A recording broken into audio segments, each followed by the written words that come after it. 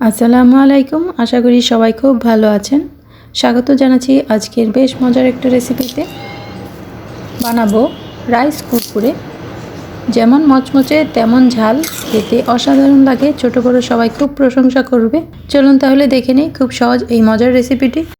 এখানে আছে আধা কাপ চালের গুঁড়া, আধা কাপ আটা, স্বাদ মতো দিয়ে দেব লবণ, হলুদের গুঁড়া, মরিচের গুঁড়া, গরম মশলা গুঁড়া, আস্ত ধনিয়া আর শুকনা লাল মরিচ তেলে একসাথে গুঁড়া করে নিয়েছি, দিয়ে দিলাম সামান্য। আর দেব জিরা গুঁড়া আর মিহি কুচি করে নিয়েছি ধনে পাতা।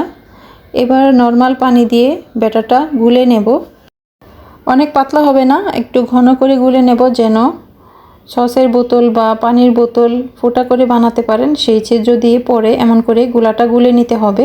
বেশি টাইট গুলা করলে সেক্ষেত্রে বোতল দিয়ে বের হবে না। আর সবশেষে দিয়ে দেব সামান্য বেকিং পাউডার। এবার একসাথে ভালো করে মিশিয়ে একটা সসের বোতলে ভরে নেব, অথবা পানির ছোট বোতলে ভরে ঢাকনায় ছিদ্র করে নিতে হবে।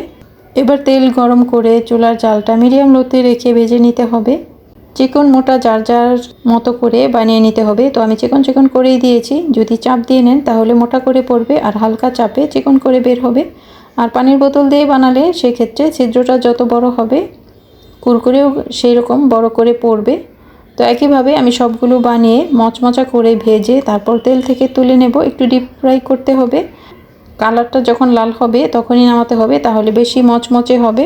আর এটা বেকিং পাউডার দেওয়ার কারণে মচমচেটা থাকবে, ঠান্ডা হয়ে গেলেও মচমচে থাকবে। এটা এয়ারটাইট বক্সে ভরে কয়েকদিন রেখেও খেতে পারবেন। ভাজার শেষে লাল মরিচের গুঁড়া আর চাট মশলা দিয়ে একসাথে মিশিয়ে নেব। হয়ে গেল খুব সহজে ভীষণ মজার কুরকুরে। বৃষ্টির দিনে এরকম কুরকুরে একটা নাস্তা হলে বেশ বিকেলটা জমে যাবে। ভালো থাকুন, আল্লাহ হাফেজ।